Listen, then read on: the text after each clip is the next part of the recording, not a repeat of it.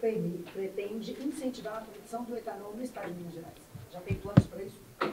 Temos e já estamos fazendo, Isabela. Hoje o estado de Minas, eu não citei ali, é o estado que tem a menor alíquota para o etanol no que diz respeito ao ICMS. Então isso faz com que o etanol em Minas Gerais fique mais competitivo do que em outros estados. A diferença dele para a gasolina em Minas é maior do que em outros estados. E esse ponto é o que é mais considerado pelo motorista, pelo consumidor na hora de abastecer. E dentro do possível, nós queremos fazer com que essa diferença amplie mais ainda. Vamos estar, já solicitei um estudo para que a frota do governo seja abastecida só por etanol e queremos também, dentro do programa Race to Zero, que o Estado assinou com o governo do Reino Unido, que empresas que venham a aderir a falar nós estamos reduzindo aqui as emissões de carbono, façam o mesmo com as suas frotas. Então, o consumo de etanol em Minas tende a subir, e a semana passada nós tivemos reunião com a Associação das Usinas e foi definido mais 11 bilhões de investimentos nessa área. Então, a produção em Minas está subindo. Minas havia perdido a segunda colocação na produção de cana e agora já está, tudo indica, reassumindo esse segundo lugar, perdendo só para São Paulo, que sempre vai ser o primeiro. Né? Em relação a Vitória Santiago, Rede Brasil. Em relação às eleições para a presidência do Brasil em 2026, o senhor contou que tem mais interesse em apoiar um nome, né, que for apresentado pela direita, do que ser, né, aquele que vai estar representando a direita do Brasil como um futuro nome para candidato a presidente da República. Além do nome do senhor, que tem sido cotado, tem também o nome do Tarcísio de Freitas. Né? Como que o senhor vê toda essa articulação, como que o senhor enxerga todo esse trabalho que vai ser feito na direita para lançar o nome para a presidência do Brasil em 2026? Então, eu vejo que esse é um trabalho a ser conduzido, a ser construído. Falar em eleição de 2026 hoje é quase que como querer prever se daqui a 4 anos, nessa mesma data, vai estar chovendo ou fazendo sol aqui em São Paulo. Né? Muita coisa que pode acontecer, que pode ter de interferência. Agora, eu quero participar, sim. A direita no Brasil precisa se fortalecer e eu estarei fazendo da minha parte. Então, eu estarei trabalhando junto com a direita naquele candidato que for definido como o melhor nome, o mais viável. Se for o Tarcísio, um ótimo nome. Se for outro nome, estarei junto também. Governador, sobre esse tema ainda, o senhor falou na CEPAC... Só uma pergunta, só um segundinho. Só me apresentar. Isso, nome veio. Luiz Tavares, da Folha de São Paulo. Que o senhor falou na CEPAC sobre a união da direita. O senhor pegou a necessidade de união da direita. E depois disso, houve uma crítica do Fábio Van Garten, ex-secretário de comunicação do governo Bolsonaro, dizendo que muitas dessas pessoas que pregam a união da direita pouco fazem por isso na prática. E ele falou até na expressão nojinho oportuno. Não citou seu nome, mas foi lido como uma indireta para o senhor. Eu gostaria de saber como que o senhor viu essas críticas e se a união que o senhor prega inclui o bolsonarismo e essa parcela mais ideológica do bolsonarismo que prega uma adesão total ao ideário bolsonarista.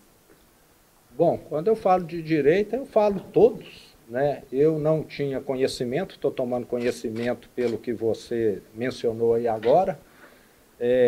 Não vou me aprofundar no que ele disse, até porque se eu fosse levar críticas em consideração, eu já estaria num cemitério, porque o que mais acontece comigo em Minas, todos os dias, por parte de diversas entidades que são contra a privatização, que são contra a simplificação para o setor produtivo, que são contra uma série de pautas que eu levo adiante, então faz parte. Eu acho que você está na política é você ser criticado. Agora, nós precisamos que a direita assente e trabalhe unida, porque se tiver 2 ou 3 candidatos, com toda certeza você vai ter menos chances de ser bem sucedido numa eleição do que só com o nome.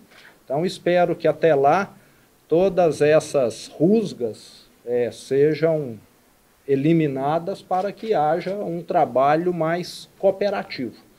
Governador, Pedro Augusto Mineiro de Carnão, No almoço, o senhor disse que apoiou o Bolsonaro muito mais por causa do estrago que o PT fez lá em Minas, do que por concordar com as propostas dele.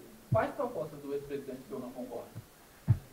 Bom, eu tenho a minha forma, eu sou de um partido diferente dele, né? Eu, durante a pandemia, tive uma posição totalmente diferente da dele. Tanto é que Minas Gerais foi o estado, excluindo o Norte e Nordeste, aquele que teve a menor taxa de mortalidade no Brasil. Então, acho que está aí um exemplo claríssimo. Eu falo muito que em Minas Gerais, apesar de nós termos 320 mil funcionários públicos, eu não tenho um parente. Então, também temos aí uma diferença. Família para lá, negócios, carreiras para cá. Então, acho que são algumas diferenças, mas eu tenho muito mais proximidade com ele do que com quem governou Minas antes e arrasou o Estado. Eu até falei ali que Minas estava mal administrada. Na verdade, Minas estava abandonada. Tem que ficar claro. Uma fazenda mal administrada é uma coisa, uma fazenda que o dono foi embora é outra coisa. A situação de Minas era de total abandono, depredado. Tanto é que os hospitais regionais que nós estamos retomando as obras, que o governo do PT parou lá em Minas, estavam depredados, totalmente vandalizados, o que demonstra o estilo de gestão. Governador, voltando a Minas um pouco, Iago Bolívar, Jota, o senhor falou que fez tudo que não precisava da Assembleia para a privatização, mas o projeto de emenda à Constituição que o senhor enviou à Assembleia para privatizar a Copasa e CEMIG, tirar o plebiscito está parado, não está tramitando. O regime de recuperação fiscal ainda não foi aprovado. Como está a sua perspectiva na Assembleia de aprovar essa PEC e de definitivamente colocar Minas no regime de recuperação fiscal? Bom, todo legislativo tem o seu ritmo, né? O que eu sou mais questionado até pelo pessoal do meu partido é isso. Quando é que vai ser votado isso? E qualquer um que já foi prefeito, que já foi governador, que já foi presidente, sabe que legislativo não tem dia, não tem data definida. Depende dos humores, depende de uma série de questões, mas o que eu posso te adiantar é que o nosso diálogo com os deputados tem sido muito bom. Nós já tivemos aprovações importantes, tanto na primeira gestão quanto nessa segunda gestão, e o que eu espero é que isso flua. Definir alguma data... perspectiva para este ano? Eu vejo que sim. Até a questão do regime de recuperação fiscal, que precisa ter um endosso legislativo, ele tem uma data prevista, que é dezembro, que está definida pelo Supremo. Hoje nós temos aprovação via judicial. A nossa CEMIG também tem uma data limite. Se ela não tiver a sua reformulação societária até o final do ano, ela vai perder algumas usinas, de acordo com a legislação federal, a concessão, e também muito valor. Então, nós temos uma certa necessidade de que esses dois temas sejam priorizados. E eu estou otimista, a Assembleia tem o seu ritmo, eu respeito, e cada um no seu lugar. O Executivo fazendo a sua parte, o Legislativo a sua parte. E hoje o diálogo com a Assembleia tem sido muito produtivo, principalmente com o novo presidente. Sobre o orçamento, Nós encerramos sobre a repactuação de Marília. Não. Está em andamento, está em andamento, estou otimista. 3 perguntas aqui. Tinha mais uma aqui? Não. Então é a última pergunta. Desculpa, por favor.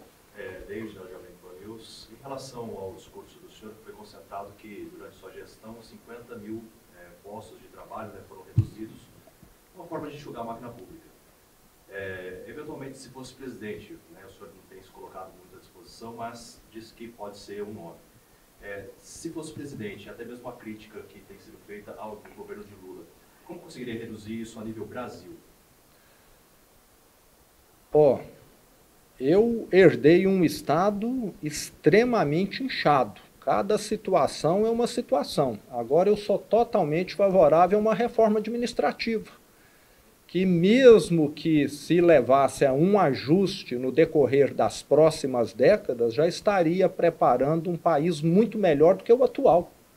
Na minha opinião, o setor público tinha de ter como meta o seguinte: todo ano nós vamos melhorar aqui a produtividade em no mínimo 1%. Entende? Alguma coisa assim, é o que o setor privado faz. E o que você vê muitas vezes em alguns entes públicos é só ano a ano o número de funcionários e crescendo, crescendo, crescendo, e se tornando inviável, como aconteceu aqui no Brasil. Então, o que eu espero é que nós tenhamos um governo federal, Deus queira que o atual consiga levar adiante, apesar de eu julgar pouco provável, uma reforma administrativa nesses moldes. Já tivemos um avanço, que foi a reforma da Previdência, não deixou de ser um avanço, que trouxe um pouco mais de racionalidade, eliminando algumas aposentadorias muito precoces, mas nós precisamos aprofundar. Hoje, em algumas carreiras públicas, você tem promoções automáticas, você tem salários de entrada altíssimo, e isso é totalmente incoerente com a realidade econômica. Você só tem isso dentro do Estado, no setor privado não. Temos de ter estabilidade, mas para aqueles que têm bom desempenho, a estabilidade é necessária. Agora, hoje, nós sabemos que nós temos criminosos que ocupam uma função, que são aposentados compulsoriamente e que são beneficiados por terem cometido um crime.